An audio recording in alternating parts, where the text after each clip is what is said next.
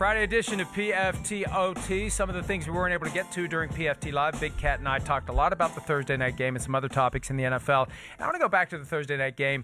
We ranted in two different segments about the pass interference replay review procedures, the failure to drop a flag not once but twice in the second half when it appeared clear, obvious, and egregious that pass interference had indeed happened. The worst one that I've seen all year was the Avonte Maddox hand to the chin of Marquez Valdez-Scantling of the Packers as the ball was coming in and before the ball came in. That's the kind of thing that has to be overturned via replay review and called defensive pass interference. That is Rams-Saints light. It's not quite as egregious as what we saw in the NFC Championship game, but it's in that same vein. And it's exactly the kind of thing that I have said this standard needs to address. It's the what the hell question. When you're saying after you see the play, what the hell, why isn't there a flag? That's when there needs to be a flag. But earlier in the game, there was an offensive pass interference call that rarely gets made. But now that Al Riveron has been dropping the flag for offensive pass interference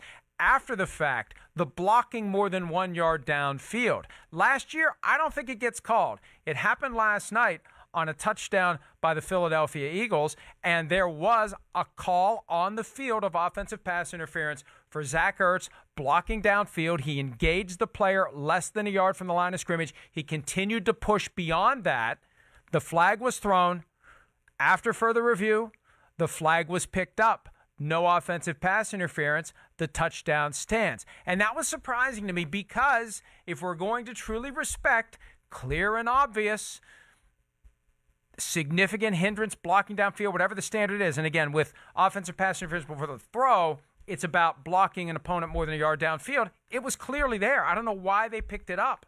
Unless they've just decided we're no longer calling this anymore.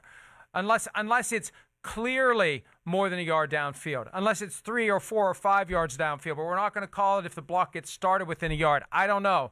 But my point is this. If the standard is clear and obvious to overturn, it wasn't clear and obvious that there was no offensive pass interference there. So another reason why the NFL needs to reconsider, number one, having replay review for pass interference calls and non-calls, and I think they won't use it next year. But number two, for replay review generally, because it's not an easy thing to do. It sounds easy.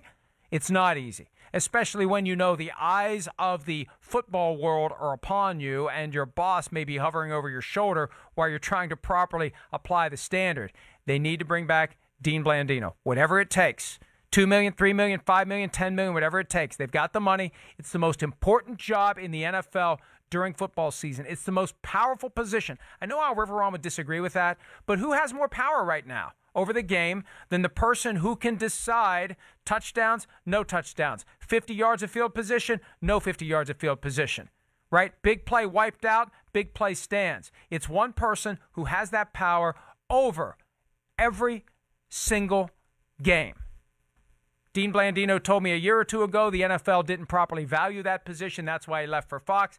The NFL needs to value that position. The NFL needs to bring back Dean Blandino or get rid of that position and go back to letting the referees in the stadium make the decisions on replay review. Hi, I'm Mike Tirico, and thanks for watching. Make sure to hit subscribe for the latest news and highlights from NBC Sports.